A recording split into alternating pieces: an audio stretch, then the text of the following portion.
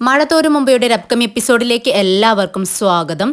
Jewellery ഷോപ്പിലേക്ക് ആളുകൾ വരികയും പോവുകയും ചെയ്യുന്നത് കണ്ണാടി വാതിലിലൂടെ ശ്രദ്ധിക്കുകയും കടയിലെ പ്രവർത്തനം ക്ലോസ്ഡ് സർക്യൂട്ട് ടിവിയിലൂടെ വീക്ഷിക്കുകയും ചെയ്യുന്നതിനിടയിലും ബാലചന്ദ്ര മേനോൻ മനുശങ്കർ പറയുന്നതിനെ ചെവി കൊടുക്കുന്നുണ്ടായിരുന്നു. ഒടുവിൽ ഒരൊഴുക്കൻ മട്ടിൽ ബാലചന്ദ്ര മേനോൻ അവനെ ആശ്വസിപ്പിച്ചു. അതൊന്നും സാരമില്ലടാ. ബാലചന്ദ്രമേനോൻ സ്റ്റാൻലി ജോസഫിന്റെ പ്രവൃത്തിയെ അതിനിശിതമായി കുറ്റപ്പെടുത്തുമെന്നും തനിക്ക് വലിയ പിന്തുണ വാഗ്ദാനം ചെയ്യുമെന്നുമായിരുന്നു മനുശങ്കറിന്റെ പ്രതീക്ഷ. അവന് നിരാശയായി. അങ്കിളെ, ഞാൻ തെറ്റ് വല്ലതും ചെയ്തോ? ഇല്ല. ആരു പറഞ്ഞു തെറ്റ് ചെയ്തെന്ന്? അലീനയുടെ പപ്പയ്ക്ക് എന്നോടങ്ങനെ പെരുമാറാൻ കൊള്ളാമോ? നിന്റെ ആഗ്രഹവും പ്രതീക്ഷയും നിനക്ക് വലുതായിരിക്കും. അലീനയുടെ മനസ്സിനും നീ വലുതായിരിക്കും. പക്ഷേ സ്റ്റാൻലി ജോസഫിന്റെ കണ്ണിൽ നീ ചെറുതാണ്. ആ മട്ടിലാണ് അയാൾ പെരുമാറിയത്. അങ്കിളും ആ മിലിറ്ററിക്കാരൻ്റെ പക്ഷത്താണോ? അല്ല, ഞാൻ നിന്റെ പക്ഷത്താ. നീ എനിക്ക് അത്ര ചെറുതല്ലല്ലോ. മേനോൻ ചിരിച്ചു. അയാൾക്ക് പറയാനുള്ളത് അയാൾ പറഞ്ഞു. അയാൾ അവളുടെ അച്ഛനല്ലേ. നിനക്ക് അലീനയോടുള്ള സ്നേഹത്തെ പ്രോത്സാഹിപ്പിക്കേണ്ടയാളല്ലോ. സ്റ്റാൻലിക്ക് തൻ്റെ മകളെ സംബന്ധിച്ച് ചില കണക്കുകൂട്ടലൊക്കെ കാണും. അവളെ ഒരു ക്രിസ്ത്യൻ യുവാവിനെ കൊണ്ട് കെട്ടിക്കണം. സാമ്പത്തികമായി മെച്ചപ്പെട്ട സ്ഥലത്തേക്ക് വേണം അവളെ അയക്കാൻ. ഇനിയുള്ള ജീവിതകാലം അവൾ അല്ലലും ദുരിതങ്ങളുമില്ലാതെ സന്തുഷ്ടയായി ജീവിക്കുന്നത് കാണണം. ഇതൊക്കെ ഒരച്ഛൻ്റെ ന്യായമായ ആഗ്രഹങ്ങളാ. ഞാനെന്താ തീരെ കൊള്ളരുതാത്തവനാണോ? അങ്കിളിനറിയാമല്ലോ, കൈതക്കൽ മാളിക വീട്ടുകാർക്ക് അന്നും ഇന്നും ഒന്നിനും ഒരു കുറവുമില്ല. ഭൂസ്വത്തുണ്ട്, ബാങ്ക് ബാലൻസ് ഉണ്ട്, ജോലിയും വരുമാനവുമുണ്ട്, അന്തസ്സും മാന്യതയുമുണ്ട്. സ്റ്റാൻലിക്ക് നിന്നേക്കാൾ യോഗ്യനായ ഒരുത്തനെ കൊണ്ട് അലീനയെ കെട്ടിക്കണമായിരിക്കും. പിന്നെ ജാതിമത പ്രശ്നങ്ങളും അയാളെ അലട്ടുന്നുണ്ടായിരിക്കും. ഇതിനെല്ലാം പുറമെ ജയന്തിയോടും നിന്റെ വീട്ടുകാരോടും അയാൾക്ക് പകയും കാണും. അത് വെച്ച് നോക്കുമ്പോൾ അയാൾ നിന്നോട് ഒരുവിധം മാന്യമായിട്ട് തന്നെയാ പെരുമാറിയിരിക്കുന്നത്. ശരി അങ്കിളെ, ഞാനിനി എന്ത് ചെയ്യണം? ആരെന്തൊക്കെ പറഞ്ഞാലും അലീന നിന്റെ പക്ഷത്തല്ലേ? അതെ. പിന്നെന്താ പ്രശ്നം? അതല്ലേ നമുക്ക് വേണ്ടത്. പക്ഷേ അവളുടെ പപ്പയുടെ സമ്മതമില്ലാതെ അവൾ ഒന്നിനും തയ്യാറല്ല. നിനക്കവളെ വേണം. പക്ഷേ നീ ആഗ്രഹിക്കുന്ന സമയത്ത് കിട്ടണമെന്ന് വാശി പിടിക്കരുത്. അവൾ നിനക്കൊരു വാക്ക് തന്നിട്ടില്ലേ? അപ്പോൾ നീ കുറെ കാത്തിരിക്കണം. വീട്ടിലാണെങ്കിൽ എല്ലാവരും നിർബന്ധിക്കുന്നു അങ്കിളെ. വയസ്സ് 28. അപ്പോൾ വേറൊരു കല്യാണം കഴിക്കണം. അതിന് അവൾ സമ്മതിച്ചിട്ടുണ്ടല്ലോ. മനുശങ്കർ ബാലചന്ദ്രമേനോൻ്റെ മുഖത്തേക്കു തന്നെ നോക്കി അല്പനേരമിരുന്നു. ഒരു കാര്യം അവന് വ്യക്തമായി. തൻ്റെ തീവ്രമായ നിലപാടിനൊന്നും അർത്ഥമില്ല. മനു, അലീന കടപ്പാട്ടൂരുണ്ടായിരുന്നപ്പോഴത്തേതുപോലെ നീ കാര്യങ്ങൾ കാണരുത്. അന്ന് അവൾ അനാഥയായിരുന്നു. പിന്നെ വീട്ടിലെ ജോലിക്കാരിയായിരുന്നു. നമ്മൾ അവളെ അങ്ങനെയല്ല കരുതിയിരുന്നതെങ്കിലും അവൾക്കൊരു ഉറച്ച ബന്ധമോ വീടോ അഡ്രസ്സോ ഒന്നുമില്ലായിരുന്നു. നിനക്ക് എപ്പോൾ വേണമെങ്കിലും ഒരു ചെക്ക് എഴുതി എടുക്കാവുന്ന ബാങ്ക് ഡിപ്പോസിറ്റ് പോലെയായിരുന്നു അവൾ. ഇപ്പോഴോ അവളൊരു അനാഥയല്ല. അവളൊരു ധാരാളം സ്നേഹമുള്ള ഒരു പപ്പ അവൾക്കുണ്ട്. നമ്മൾ എന്തൊക്കെ പറഞ്ഞാലും ശരി, അവൾക്ക് അയാളോട് എന്തുമാത്രം സ്നേഹമുണ്ടെന്ന് നമുക്ക് ഊഹിക്കാൻ പോലും വയ്യ. നമ്മൾ ചെറിയ തിരകളുള്ള കടൽപ്പരപ്പ് മാത്രമേ കാണുന്നുള്ളൂ. അതിൻ്റെ ആഴം അറിയുന്നില്ല. എനിക്കറിയാം. അലീന എന്നോട് പറഞ്ഞിട്ടുണ്ട്. 24 വർഷത്തോളം അവൾക്ക് ഈ ഭൂമിയിൽ സ്വന്തമെന്ന് പറയാൻ ആരുമില്ലായിരുന്നു എന്നോർക്കണം. ഇപ്പോൾ അവൾക്ക് വീടുണ്ട്, സ്വാതന്ത്ര്യവും അധികാരവുമുണ്ട്, അഡ്രസ്സുണ്ട്. അവളുടെ ജീവിതം സുരക്ഷിതമാണ്. നിനക്ക് ജന്മനാ തന്നെ അതെല്ലാം ഉണ്ടായിരുന്നതുകൊണ്ട് നിനക്കതിൻ്റെ വില അറിഞ്ഞുകൂടാ. നീ വേണമെങ്കിൽ അവളെ കല്യാണം കഴിക്കാൻ വേണ്ടി അച്ഛനെയും അമ്മയെയും പിണക്കിയെന്നിരിക്കും. വീടും കുടുംബവും സ്വത്തും ഉപേക്ഷിച്ചെന്നിരിക്കും. നിനക്ക് എന്നു വേണമെങ്കിലും വീട്ടിലേക്ക് തിരികെ ചെല്ലാം, അവകാശം സ്ഥാപിക്കാം. നിനക്ക് ലോകത്തിൻ്റെ മുന്നിൽ അവരുമായി ശക്തമായ ബന്ധമുണ്ട്. അതേസമയം അവൾക്കോ ആകെയുള്ളത് അവളുടെ പപ്പ അവൾക്ക് കൊടുക്കുന്ന അംഗീകാരവും സ്നേഹവും മാത്രമാണ്. ആ കുടുംബത്തിലേക്കുള്ള ഒരേ ഒരു വാതിലാണിത്. സ്റ്റാൻലി ആ വാതിൽ അടച്ചു കഴിഞ്ഞാൽ അവൾ വീണ്ടും അനാഥയായി പോകും. കണ്ണില്ലാതിരുന്നിട്ട് പിന്നീട് കാഴ്ച കിട്ടുന്നവർക്ക് അതിൻ്റെ വിലയറിയും. ജന്മനാ തന്നെ കാഴ്ചയുള്ളവർക്ക് അത് സാധാരണമായ ഒരു അവയവം മാത്രമാണ്. മനുശങ്കറിന് മനസ്സിലാവുന്നുണ്ടായിരുന്നു. ഇതുവരെ അവൻ കരുതിയത് സ്റ്റാൻലി വിസമ്മതിച്ചാൽ പോലും അലീനയ്ക്ക് താനുണ്ടല്ലോ, അവൾക്ക് ധൈര്യമായി തന്നോടൊപ്പം ഇറങ്ങി വന്നുകൂടെ എന്നായിരുന്നു. സാരമില്ല, നീ വിഷമിക്കേണ്ട. സ്റ്റാൻലിക്കൊരു മനംമാറ്റം ഉണ്ടാകുമെന്ന് തന്നെ നമുക്ക് പ്രതീക്ഷിക്കാം. അവൾക്കിപ്പോൾ അധികാരത്തോടെ സ്വന്തമെന്ന് പറയാൻ പപ്പ മാത്രമല്ലേ ഉള്ളൂ എന്നതുകൊണ്ടല്ലേ ഇങ്ങനെയൊരു കടുംപിടുത്തം. അവൾക്ക് ഒരമ്മ കൂടിയുണ്ടെന്ന് വന്നാലോ? മനുശങ്കർ ചോദിച്ചു.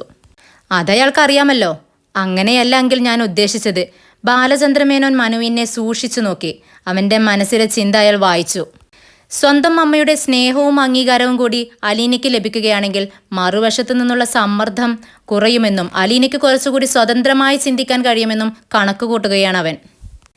ഇവിടെ ഒരു കഴുത ഇരിപ്പുണ്ടല്ലോ മനു, എല്ലാ വിഴുപ്പുകളും ഭാണ്ഡം കെട്ടി ചുമക്കുന്നവൻ. അയാളെ എന്തു ചെയ്യും? ബാലചന്ദ്രമേനൻ ചോദിച്ചത് കേട്ട് മനുശങ്കർ ഒരു നിമിഷം അന്ധാളിച്ചുപോയി. പതുക്കെ പതുക്കെ അവൻ യാഥാർത്ഥ്യത്തിലേക്ക് വന്നു. സോറി അങ്കിൾ, ഞാൻ എൻ്റെ കാര്യം മാത്രമേ ഓർത്തുള്ളൂ. അങ്കിളിനെ വിട്ടുകളഞ്ഞു. അപ്പോൾ കുറച്ചുകൂടെ കാത്തിരിക്കാമല്ലേ? സ്റ്റാൻലി പറഞ്ഞതിലും ഒരല്പം കാര്യമുണ്ട്. അത് നീ ചിന്തിക്കണം. പൈസ കൂട്ടി വെക്കണമെന്ന് അവൾക്ക് ആഗ്രഹമില്ല. കയ്യിലുള്ളത് കൊടുക്കുന്നതാണ് അവൾക്ക് സംതൃപ്തി. കൊടുക്കാമെങ്കിലേ, ഞാനും അത്ര പിശുക്കനൊന്നുമല്ല. അവൾക്ക് 23 വർഷം ആഹാരവും വസ്ത്രവും തല ചായ്ക്കാൻ ഇടവും നൽകിയ ഒരു ലോകത്തിലേക്കല്ലേ കൊടുക്കുന്നത്. ഒരു ലോൺ തിരിച്ചടയ്ക്കുന്നത് പോലെ ഞാനത് കരുതിക്കൊള്ളാം. സന്തോഷമേ ഉള്ളൂ. അപ്പോൾ ഇനി എന്താ നിന്റെ പരിപാടി? അങ്കിളിപ്പോൾ വീട്ടിലേക്കുണ്ടോ? ഇല്ല. ഞാനെന്തായാലും അങ്കിളിൻ്റെ വീട്ടിലേക്കാണ്. അവിടെ ചെന്ന് എല്ലാവരെയും കാണണമെന്നും ക്ഷേമം അന്വേഷിക്കണമെന്നും എന്നെ ചുമതലപ്പെടുത്തിയിരിക്കുകയാണ് അലീന. എന്നിട്ട് എൻ്റെ ക്ഷേമം അന്വേഷിച്ചോ നീ? ഇല്ലല്ലോ. ചുമ്മാ പോവാങ്കിളെ. അങ്കിളിൻ്റെ കാര്യമൊന്നും അവൾ എന്നോട് പറഞ്ഞിട്ടില്ല. അങ്കിളിനെയൊക്കെ എപ്പോഴേ അവൾ മറന്നു കളഞ്ഞു. ചെറിയോടെ അവൻ എഴുന്നേറ്റു. എന്നിട്ട് ബാഗ് തുറന്ന് അതിൽ നിന്ന് ഒരു പ്ലാസ്റ്റിക് കവർ എടുത്ത് മേശപ്പുറത്ത് വെച്ചു. ഇതെന്താണ്? കൊല്ലക്കുടിയിൽ സൂചി വിൽപ്പനയെന്ന് കേട്ടിട്ടില്ലെങ്കിലേ, അങ്കിളിനൊരു ടെക്സ്റ്റൈൽ ഷോപ്പ് സ്വന്തമായിട്ടുണ്ടെന്നുള്ള കാര്യം അവൾ മറന്നു കാണും. ബാലചന്ദ്രമേനോൻ കവർ തുറന്നു നോക്കി. ഒരു ടീഷർട്ട്. അവൾ കൽക്കട്ടയിലോ മറ്റോ പോയപ്പോൾ വാങ്ങിയതാ. ഇതിട്ടാ അങ്കിൾ കുറച്ചുകൂടി ചെറുപ്പക്കാരനായെങ്കിലോ. എന്നാൽ ഞാനങ്ങ് പോട്ടെ. മനുശങ്കർ ക്യാബിനുള്ളിൽ നിന്ന് ഇറങ്ങിപ്പോയി. ബാലചന്ദ്രമേനോൻ ടീഷർട്ട് പൊതിഞ്ഞിരുന്ന സുതാര്യമായ പ്ലാസ്റ്റിക് ആവരണം നീക്കി. നീലയും വെള്ളയും ചുവപ്പും 2 ഇഞ്ച് വീതിയിൽ മാറി മാറി നെയ്ത ടീഷർട്ട്. അയാൾ അത് വിടർത്തി നെഞ്ചോട് ചേർത്ത് പിടിച്ച് ഭംഗി നോക്കി. അയാൾ അങ്ങനെ കുറച്ചു നേരം നിന്നു. താൻ അലീനയ്ക്ക് പലപ്പോഴായി ഡ്രസ്സുകൾ വാങ്ങിച്ചു കൊടുത്തിട്ടുള്ളത് അയാൾ ഓർത്തു. എന്നെങ്കിലും തിരിച്ചു കിട്ടുമെന്ന് കരുതിയായിരുന്നില്ല കൊടുത്തത്. പക്ഷേ ഇപ്പോൾ ഇതിന് താൻ വാങ്ങിക്കൊടുത്തിട്ടുള്ളത് എല്ലാത്തിനേക്കാളും വിലയുണ്ടെന്ന് അയാൾക്ക് തോന്നി. മനുശങ്കർ കടപ്പാട്ടൂരെത്തിയപ്പോൾ അവിടെ കൃഷ്ണജയും രോഹിത്തും മാത്രമേ ഉണ്ടായിരുന്നുള്ളൂ. വൈജയന്തി കോളേജിൽ നിന്നും വന്നിട്ടില്ല. ബബിത എറണാകുളത്ത് നിന്നും വൈകുന്നേരമേ എത്തിച്ചേരൂ. താൻ അലീനയെ കാണാൻ പോയിരുന്നെന്ന് മനുശങ്കർ രോഹിത്തിനോടും കൃഷ്ണജയോടും പറഞ്ഞു. അവർക്കു വേണ്ടി കൊടുത്തയച്ച സമ്മാനങ്ങളും കൊടുത്തു. കൃഷ്ണജയ്ക്ക് ഷോർട്ട് ടോപ്പും പാഠ്യാലയും, രോഹിത്തിന് കടും ചുവപ്പും റോസും ഇടകലർന്ന ഷാള്. അവൻ അത് സന്തോഷത്തോടെ പൊതിച്ചുകൊണ്ട് അല്പനേരം ഇരുന്നു. ജയന്തി വന്നപ്പോൾ 5:30 മണിയായി. ആൻറ്റിയുടെ കാർ റിപ്പയർ ചെയ്ത് കിട്ടിയോ? അവൻ അത്ഭുതത്തോടെ ചോദിച്ചു. പുതുതായി പണിതിറക്കിയപ്പോൾ അതിൻ്റെ നിറം മാറ്റിയിരുന്നു. ഇത് കൊള്ളാമല്ലോ കളർ, വൈജയന്തി ചോദിച്ചു. ആ, മെറ്റാലിക് ബ്ലൂ കൊള്ളാം. നീ എപ്പോൾ വന്നു? കുറേ നേരമായി. ചായ കിട്ടിയോ? ആര് തരാൻ?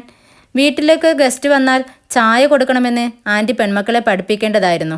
ചിരിച്ചുകൊണ്ടായിരുന്നു മനുഷ്യനൊക്കെ ചോദിച്ചത്. ഒരുത്തി ഇവിടെ നിന്ന് കുറേ കാലം പഠിപ്പിച്ചതിലായിരുന്നോ? എന്നിട്ടെന്തായി? ആൻറ്റിക്ക് ഇപ്പോഴും തീർന്നിട്ടില്ലേ അലീനയോടുള്ള വിരോധം? അവൾ ഈ വീട്ടിൽ നിന്ന് പോയിട്ട് എത്ര നാളായി? അത് തീരണമെങ്കിൽ ഞാൻ മരിക്കണം. അത്രയ്ക്ക് ദ്രോഹം അവളെന്നോട് ചെയ്തിട്ടുണ്ട്. ഇപ്പോഴും ചെയ്തുകൊണ്ടിരിക്കുന്നു. ഇപ്പോഴെന്താ അവളെ കൊണ്ട് ശല്യം? ഇപ്പോഴും ബാധ്യത ഒഴിഞ്ഞിട്ടില്ലല്ലോ. ചിലതും മനസ്സിന്ന്. എൻ്റെ ആൻറ്റിക്ക് എന്തറിഞ്ഞോണ്ടാ ഈ പറയുന്നത്? ഓ, നീ അവളുടെ കക്ഷിയാണല്ലോ. നീ അവളെ കെട്ടാനിരിക്കുകയാണല്ലോ അല്ലേ? അതെ. നിനക്ക് ഭ്രാന്തുണ്ടോ മനു? നീ അവളെ കെട്ടിക്കൊണ്ട് കൊല്ലപ്പള്ളിയിലോട്ട് ചെല്ല്. കമലേട്ടത്തി ചൂലെടുത്ത് രണ്ടിനെയും അടിച്ചിറക്കും. ഞാനും ശിവേട്ടനുമൊക്കെ ജീവിച്ചിരിക്കുമ്പം അങ്ങനെ ഒരു കല്യാണം നടത്താമെന്ന് നീ സ്വപ്നത്തിൽ പോലും ചിന്തിക്കണ്ട. കല്ലു കൊത്താനും പിച്ച തണ്ടാനും ലക്ഷണം പറയാനും നടക്കുന്ന ഒരു കാക്കാത്തിയെ നീ കെട്ടിക്കൊണ്ടുവാ.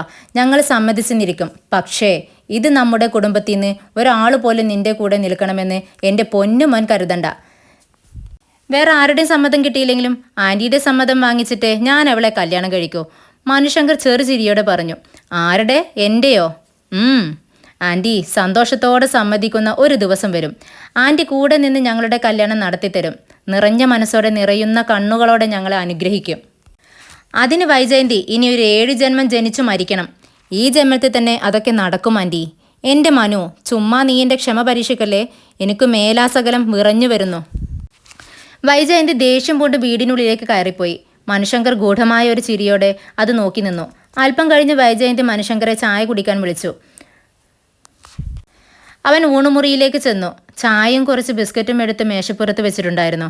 കൃഷ്ണമോളെയും രോഹിത്തിനെയും വിളിച്ചില്ലല്ലോ? മനു ചോദിച്ചു. കൃഷ്ണ പഠിക്കുക. അവൾക്ക് മുറിയിലേക്ക് കൊടുത്തു. രോഹിത്തിന് ആവശ്യമുള്ളപ്പം വന്ന് തനിയെ ചായ ഉണ്ടാക്കി കുടിക്കും. അത് അവൾ പഠിപ്പിച്ചിട്ട് പോയ ദുശ്ശീലമാ. നല്ല ശീലമല്ലേ അത്?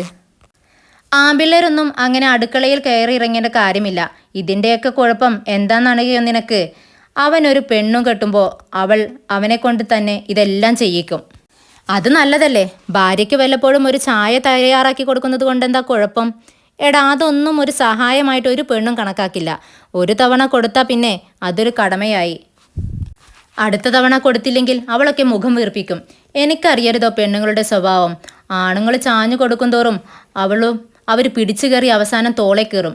അവസാനം കടൽക്കിഴവിൻ്റെ കഥ പോലെയാവും. എന്തിനാ അധികം പറയുന്നത്? നിന്റെ കാര്യം തന്നെ നോക്ക്. ആ മൂദേവി ഇവിടെ നിന്നപ്പോൾ നീ അവളോട് അല്പം അലിവ് കാണിച്ചു. ഇപ്പോഴെന്തായി? അവളെ കല്യാണം കഴിക്കാൻ വരെ നിന്നെക്കൊണ്ട് തീരുമാനമെടുപ്പിച്ചില്ലേ? ഒരു കാര്യം എനിക്ക് മനസ്സിലായി. ഉഗാണ്ടയിലെ പട്ടിണിയുടെ കാര്യം പറഞ്ഞാലും ആൻറ്റി ആ വിഷയത്തിലേക്ക് എങ്ങനെയെങ്കിലും അലീനയെ കൂടി പിടിച്ചിടും. അത്രയ്ക്ക് കയ്പ് നീരെന്നെ കുടിപ്പിച്ചിട്ടുണ്ട് അവൾ. അവളുടെ കാര്യം ഓർത്താൽ മതി, എൻ്റെ മുടിനാര് വരെ വിറയ്ക്കും. എന്നാൽ ആൻറ്റിക്ക് ദേഷ്യം വരുന്ന ഒരു കാര്യം കൂടി പറയട്ടെ. ഇന്നലെ ഞാൻ അലീനയെ കാണാൻ പോയിട്ടുണ്ടായിരുന്നു. അവൾ ആൻറ്റിയുടെ കാര്യം പ്രത്യേകം അന്വേഷിച്ചു. സത്യം പറഞ്ഞാൽ അവൾക്ക് ആൻറ്റിയോട് എന്തുമാത്രം സ്നേഹമുണ്ടെന്ന് ആൻറ്റിക്ക് അറിഞ്ഞുകൂടെ? അവളുടെ സ്നേഹം വൈജയന്തി കടപ്പല്ല് ഞെരിച്ചു. റോഡെ അലഞ്ഞു നടക്കുന്ന തെണ്ടിപ്പെട്ടികൾക്ക് വേണ്ടല്ലോ അവളുടെ സ്നേഹം. ഈ കുടുംബത്തിലെ വിഷം കലക്കിയിട്ട് പോയ ജന്തു. നമുക്ക് ആ വിഷയം വിടാം ആൻറ്റി. വേറെ വല്ലതും സംസാരിക്കാം. ആൻറ്റിയുടെ ജോലിയൊക്കെ എങ്ങനെ പോകുന്നു? എൻ്റെ ജോലിക്ക് എന്താ കുഴപ്പം? ഒന്നുമില്ല. ആ ആക്സിഡൻറ്റ് കഴിഞ്ഞ പിന്നെ ആൻറ്റിക്കൊരു ക്ഷീണമാ. കാലൊക്കെ ശരിയായെങ്കിലും ആ പഴയ ഓജസ് തിരിച്ചു കിട്ടിയിട്ടില്ല. അതിന് മനസ്സുഖം കൂടി വേണ്ടേ മനു? ഇവിടുത്തെ കാര്യം നിനക്കറിയാമല്ലോ. ബാലേട്ടനെ എന്നെ കാണുമ്പം ശത്രുവിനെ കാണുന്ന പോലെയാ. ഒരു വീട്ടിൽ താമസിക്കുന്നതെങ്കിലും ബാലേട്ടൻ്റെ പെരുമാറ്റം കണ്ടാൽ തോന്നും പുറത്തുനിന്ന് വന്ന വാടകയ്ക്ക് താമസിക്കുന്ന ആളാണെന്നെ. എന്നോട് എന്തുമാത്രം സ്നേഹം ഉണ്ടായിരുന്നതാ. ഒക്കേറ്റിനും കാരണം അവൾ ഒറ്റയൊരുത്തിയാ. അവളെ അരച്ചു കലക്കി കുടിച്ചാൽ എൻ്റെ ദേഷ്യം തീരുമോ? ദാ പിന്നെയും അവിടെ തന്നെ ചെന്നെത്തി. ഇതാ ഞാൻ പറഞ്ഞത്. അത്രയ്ക്ക് അവൾ എന്നെ വിഷമിപ്പിച്ചിട്ടുണ്ട് മനു. ഈ ജന്മത്ത് അവൾ ഗതി പിടിക്കുകയോ? ഇല്ല, നശിച്ചു പോകത്തേയുള്ളൂ. ആൻറ്റി ഇങ്ങനെ ശപിക്കരുത്. ആൻറ്റിക്ക് അതിനുള്ള അവകാശമില്ല, മനുശങ്കർ പെട്ടെന്ന് പറഞ്ഞു.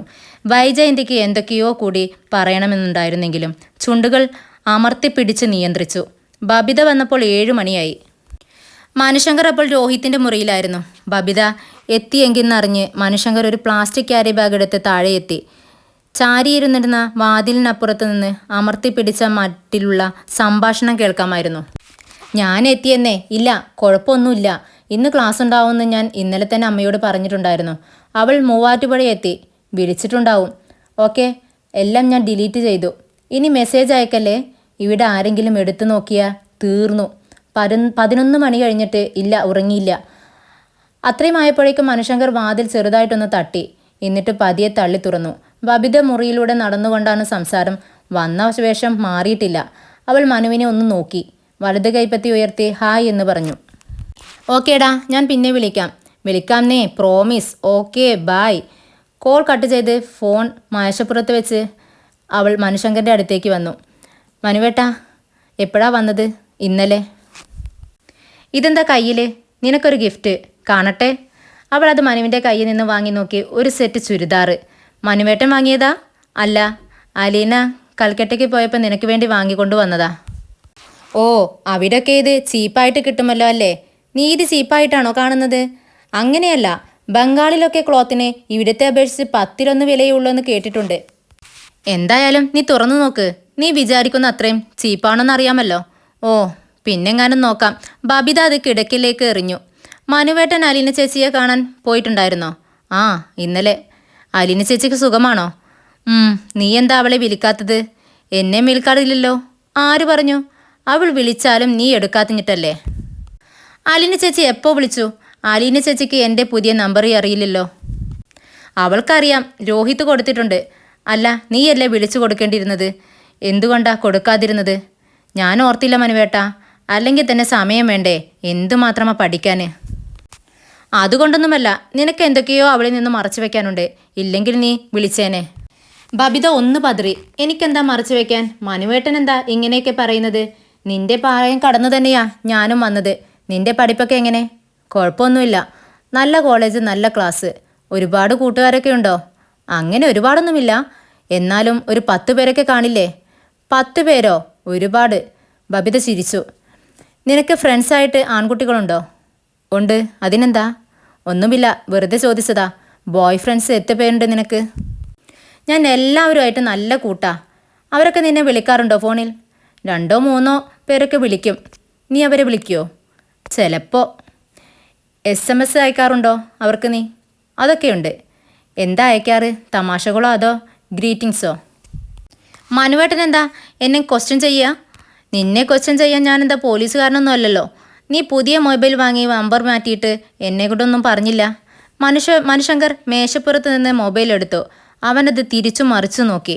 ഇത് കൊള്ളാമല്ലോ. എത്ര രൂപയായി? 9,000. ക്യാമറ മൊബൈലൊക്കെ ക്യാമ്പസിനുള്ളിൽ അനുവദിക്കുമോ? നമ്മൾ മിസ്യൂസ് ചെയ്യാതിരുന്നാൽ മതി. മനുശങ്കർ കൊടുക്കാതെ തന്നെ അവൾ അത് പിടിച്ചു വാങ്ങി. അച്ഛൻ വാങ്ങി തന്നതാണോ ഇത്? എൻ്റെ കയ്യിലുണ്ടായിരുന്ന പൈസ ഞാനും അമ്മയും കൂടി പോയി വാങ്ങി. ശരി, നിനക്ക് സമയം കിട്ടുമ്പോൾ അലീനയെ ഒന്ന് വിളിക്ക്. ഞാൻ പോകുക. മനുശങ്കർ മുറിയിൽ നിന്നും ഇറങ്ങിപ്പോയി. മനുശങ്കർ രോഹിത്തിനെ കണ്ട് യാത്ര പറഞ്ഞിട്ട് തിരികെ വരുമ്പോൾ കോണിപ്പടിയിൽ നിന്നുകൊണ്ട് കിച്ചണിൻ്റെ നേർക്ക് വിളിച്ചു പറഞ്ഞു, ആൻറ്റി ഞാൻ പോണോ? അവൻ ലിവിംഗ് റൂമിൽ എത്തുമ്പോഴേക്കും പിൻവിളി വന്നു. മനു അവിടെ ഒന്ന് നിന്നേ. വൈജയന്തി ധൃതിയിൽ മനുശങ്കറിൻ്റെ പിന്നാലെ വന്നു. മനുശങ്കർ കൃഷ്ണജയ്ക്കും ബബിതയ്ക്കും കൊടുത്ത ഗിഫ്റ്റ് പാക്കറ്റുകൾ അവരുടെ കയ്യിലുണ്ടായിരുന്നത് കണ്ടപ്പോൾ മനുശങ്കറിന് കാര്യം പിടികിട്ടി. വൈജയന്തി അത് അവൻ്റെ നേർക്ക് എറിഞ്ഞു കൊടുത്തിട്ട് പറഞ്ഞു, ഇത് കിട്ടാഞ്ഞിട്ട് ഇവിടെ ആരും തുണി ഉടുക്കാതെ നടക്കുന്നില്ലെന്ന് അവളോട് പറഞ്ഞേക്ക്. നിനക്ക് നാണമില്ല മനു? വല്ലവളുമാരും തന്നുവിടുന്ന സാധനങ്ങൾ കെട്ടിച്ചുമന്നുകൊണ്ട് നടക്കാൻ. നീ ആ മോധവിയുടെ കൂലിക്കാരനാണോ? നാണം മറയ്ക്കാനുള്ള തുണി എരന്നു വാങ്ങേണ്ടി വന്നാലും അവളുടെ പിച്ചക്കാശിന് വാങ്ങിക്കൊണ്ടുവന്ന ഒന്നും വേണ്ട. മേലിൽ നീ ഇങ്ങനെയുള്ള കച്ചവടവുമായി ഇങ്ങോട്ട് പോന്നേക്കരുത്. അവളുടെ ഔദാര്യം. മനുശങ്കറിൻ്റെ ദേഹത്ത് തട്ടി താഴെ വീണ പാക്കറ്റുകൾ അവൻ പെറുക്കിയെടുത്തു. ഞാനിത് തിരിച്ചു കൊണ്ടുപോയിക്കോളാം ആൻറ്റി. ആൻറ്റി അറിയാതെ ചെയ്യുന്നതല്ലേ. അലീന ഇത് സഹിച്ചോളും. പക്ഷേ ആൻറ്റിക്ക് ഇതൊന്നും സഹിക്കാൻ കഴിയാത്തൊരു ദിവസം വരും. മനുശങ്കർ വാതിലടുത്ത് വരെ ചെന്നിട്ട് പറയണോ വേണ്ടയോ എന്ന് സംശയിച്ചിട്ടെന്ന പോലെ നിന്നു. പിന്നെ തിരിഞ്ഞു. ബബിതയുടെ മൊബൈൽ വല്ലപ്പോഴും ചെക്ക് ചെയ്യണം. അവളെ വിളിക്കുന്ന നമ്പറുകൾ, അവൾക്ക് കിട്ടുന്ന SMS. 19 വയസ്സേ ഉള്ളൂ. അവളുടെ നന്മയ്ക്ക് വേണ്ടിയാണ് പറയുന്നത്. പ്രീപെയ്ഡ് കണക്ഷൻ പോസ്റ്റ് പെയ്ഡ് ആക്കി കൺവേർട്ട് ചെയ്യണം. അത് ആൻറ്റിക്ക് മാത്രമല്ല പഠിച്ചുകൊണ്ടിരിക്കുന്ന മക്കളുള്ള എല്ലാ മാതാപിതാക്കളും ചെയ്യേണ്ടതാ. എന്നിട്ട് ഇടയ്ക്കിടെ ഡീറ്റെയിൽഡ് ബില്ല് വാങ്ങി ചെക്ക് ചെയ്യണം. എല്ലാവരും പച്ചവെള്ളം ചവച്ചു കുടിക്കുന്നതിൽ നിന്ന് മനസ്സിലാക്കണം.